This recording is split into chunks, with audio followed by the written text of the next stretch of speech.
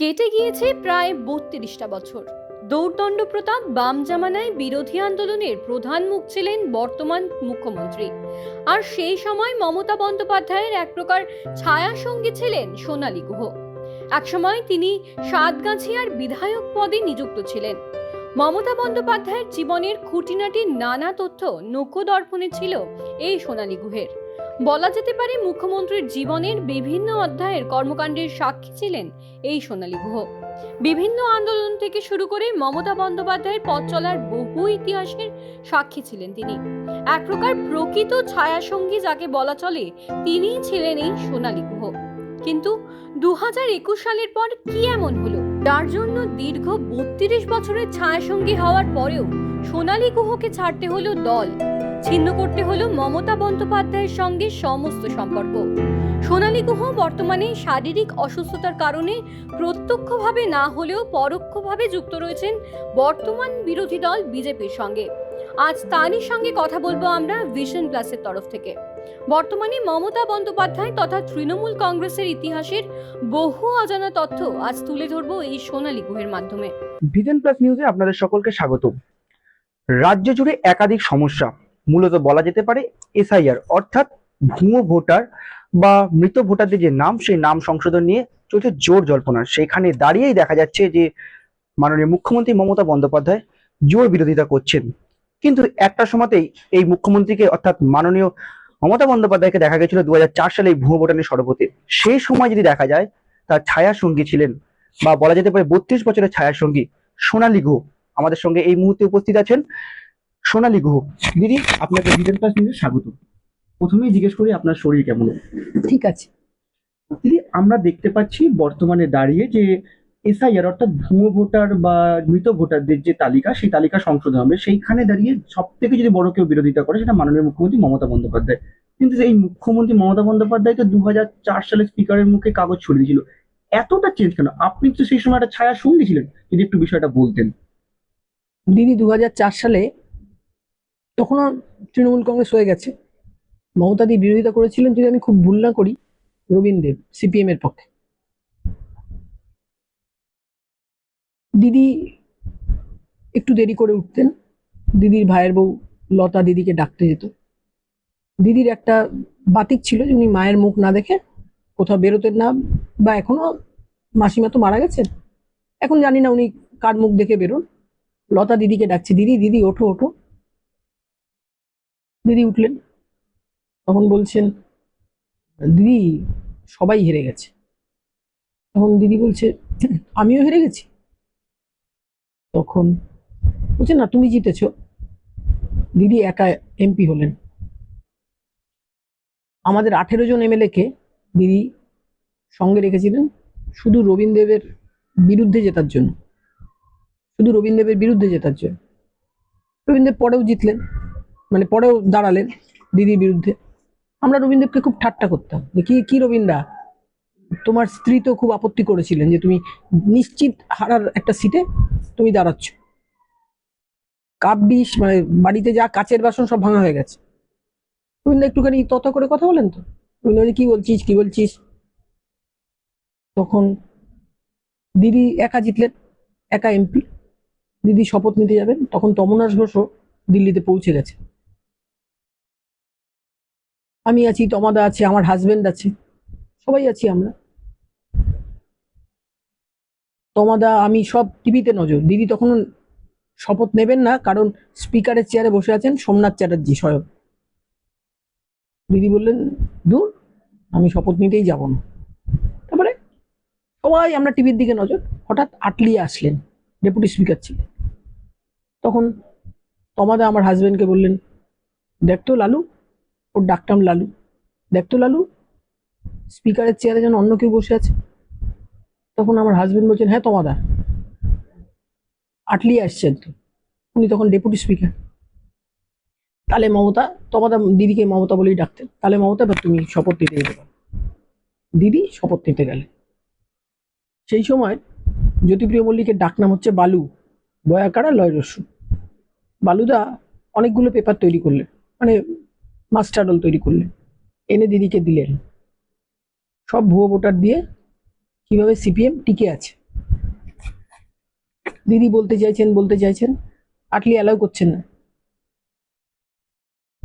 দিদি উঠে দাঁড়িয়ে 1 মিনিট বললেন। 1 মিনিটটা তো খুব প্রেশাস, কেন বলতে দিচ্ছেন না? দিদি রেগে স্পিকারের চেয়ারের দিকে ওই কাগজগুলো ছুঁড়ে মারলেন।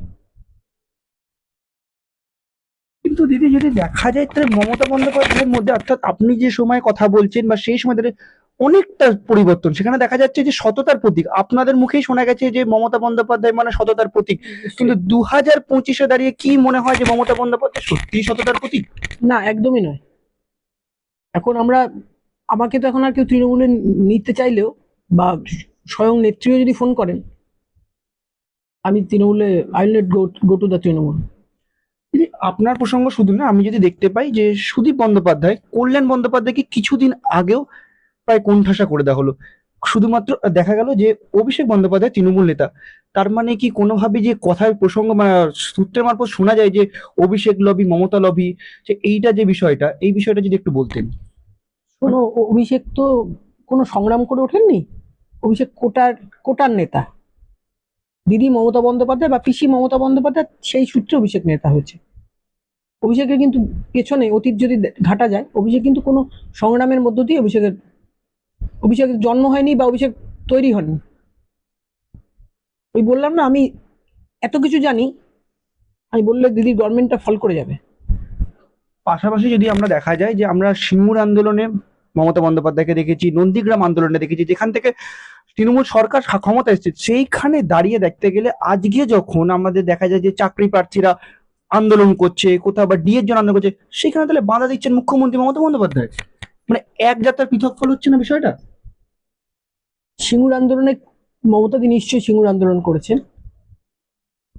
আমি কোথাও একটা গেছিলাম, ফিরে এসেছি, তখন আমাকে এখন পঞ্চায়েত সমিতি সভাপতি বুচান ব্যানার্জি, তিনি বলছেন, দিদি কালকে কি বাংলা বন্ধ হবে? কালকে তো বাংলা বন্ধ ডাকা হয়নি।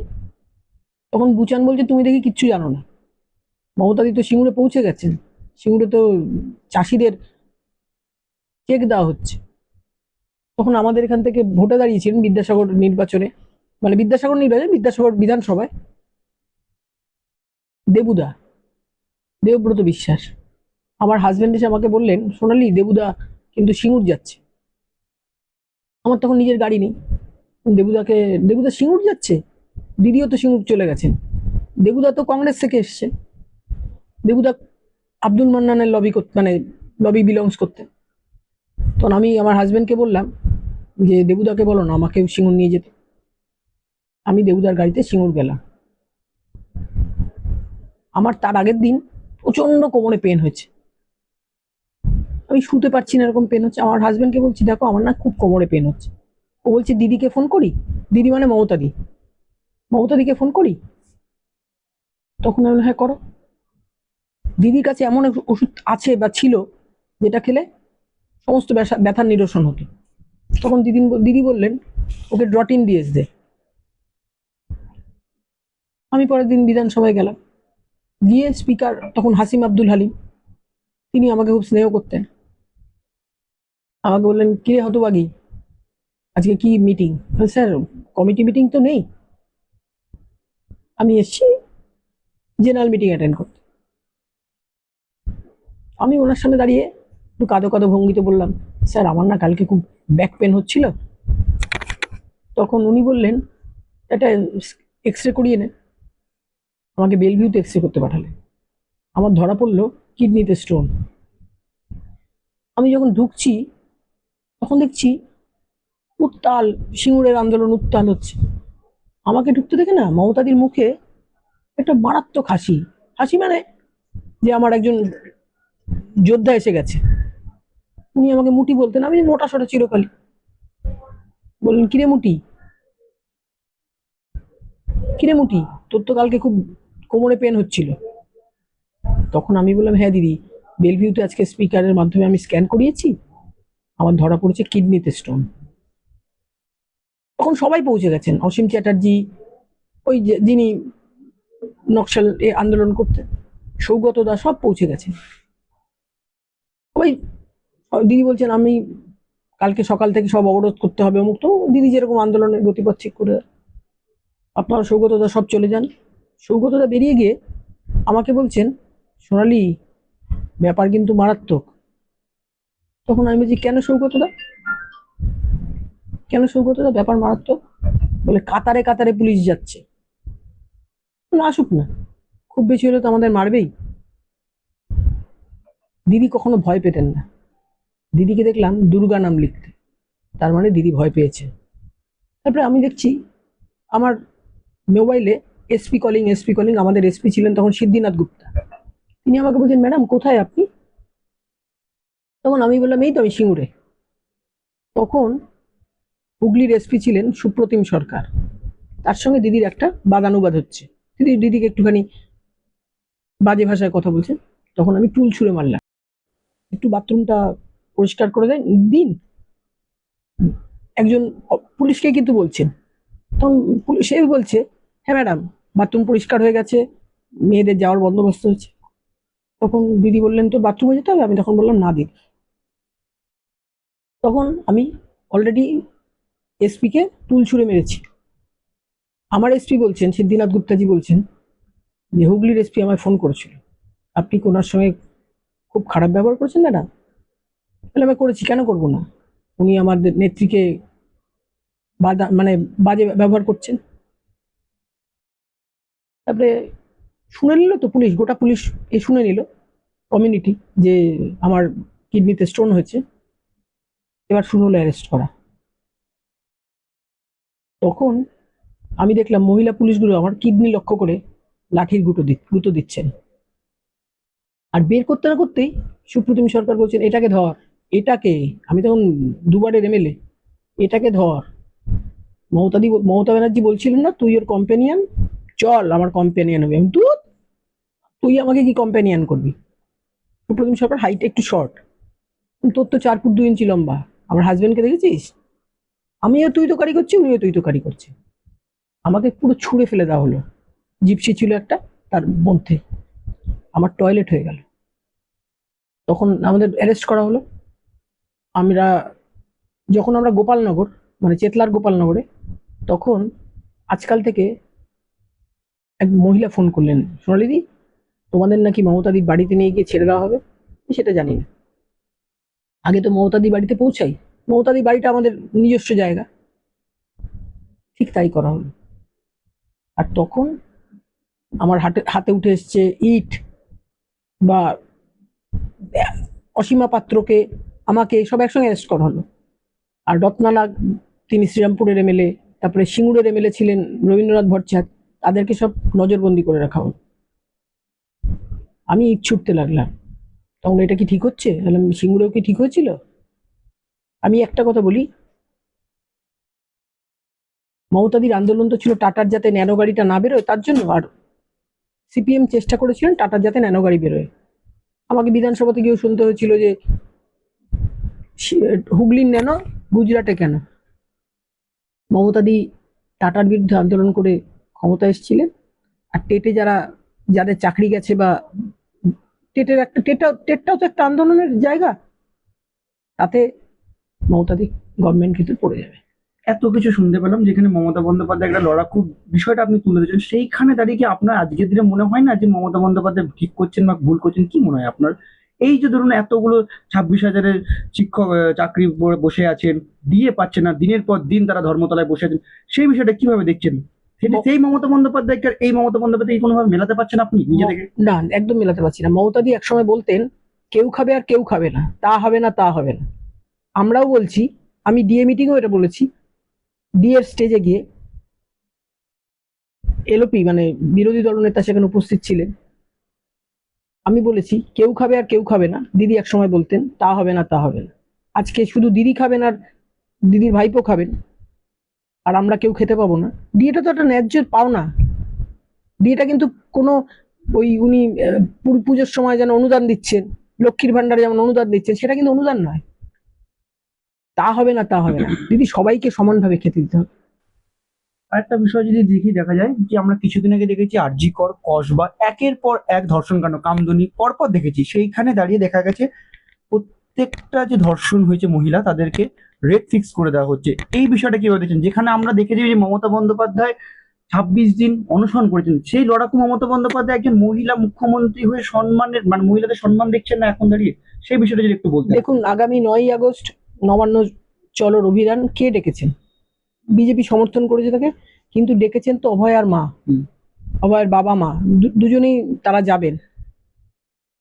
আমি একসময় ছাত্রী, এটা হয়, ছাত্র থাকে, তারপরে তরুণ হয়, তারপরে কি কিশোর হয়, তারপরে তরুণ হয়, তারপরে বাবা হয়, মানে বয়সটা তো বাড়ে। আমি একজন বাচ্চা মেয়ের মা। আমি এই অভয়াকাণ্ডের প্রতিবাদে আগামী 9ই আগস্ট তো নবান্ন চলো, আমি সমস্ত মাতৃজাতিকে অনুরোধ জানাবো যে অভয়াকাণ্ডের প্রতিবাদে যদি আপনাদের মধ্যে একটুও মাতৃত্ব থাকে, আপনারা সবাই আসুন, সব বাবা মায়েরা আসুন। দিদি বলছি, আমরা দেখেছি যে দীপক ঘোষের একটা বই নিয়ে বেশ কিছু দিন ধরে বা বেশ কিছু বছর ধরে রাজনৈতিক চর্চা শুরু হয়েছে, যেখানে দেখা যায় বেশ কিছু রাজনৈতিক নেতাকে হেনস্থার শিকার হতে হয়। আপনি তো 32 বছর ধরে মমতা বন্দ্যোপাধ্যায় ছায়ার সঙ্গে ছিলেন, সেই বই সত্যতা নিয়ে যদি একটু বলতেন, যে বিষয়গুলো উঠে এসেছিল ওই বই থেকে।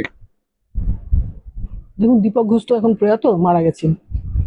তো দীপক ঘোষ লাস্ট যে বইটা লেখেন, সেই বইটা উদ্বোধনের দিন দীপক দা আমাকে ফোন করেছিলেন যে সোনালি, তুই তো এখন মমতার অ্যান্টি, তুই যদি আসতিস বইয়ের, মানে বইটা উদ্বোধনের দিন। আমি কোনো একটা এক্সকিউজ দেখিয়ে দীপক দাকে এড়িয়ে গেছিলাম। দীপক দার বইতে তো, দীপক ঘোষের বইতে আমরা দীপক দা বলতাম। দীপক ঘোষের বইতে তো এমনও ছিল যে মমতা ব্যানার্জি বউ আর বুদ্ধদেব ভট্টাচার্যকে স্বামী সাজিয়ে একটা ফটো ছাপা হয়েছিল। দীপক ঘোষের বইতে কে তথ্য দিয়েছিল? তথ্য অনুসন্ধান করেছিল, মানে তথ্যটা দিয়েছিল হচ্ছেন নির্বেদ রায়, যিনি মালা রায়ের হাজবেন্ড। আমি সুকৌশলে দীপক ঘোষের ওই আহ্বান এড়িয়ে গেছিলাম। দিদি, আমার শেষ প্রশ্ন, 2026-এর বিধানসভা ভোট, সেইখানে দাঁড়িয়ে আপনার কি মনে হয় যে পরিবর্তন আসবে না পুনরাবৃত্তি আসবে? একদম, এই সরকার থাকবেই না, এই ধর্ষণের সরকার। আমরাই তো স্লোগান দিতাম, এই ধর্ষণের সরকার আর নেই দরকার।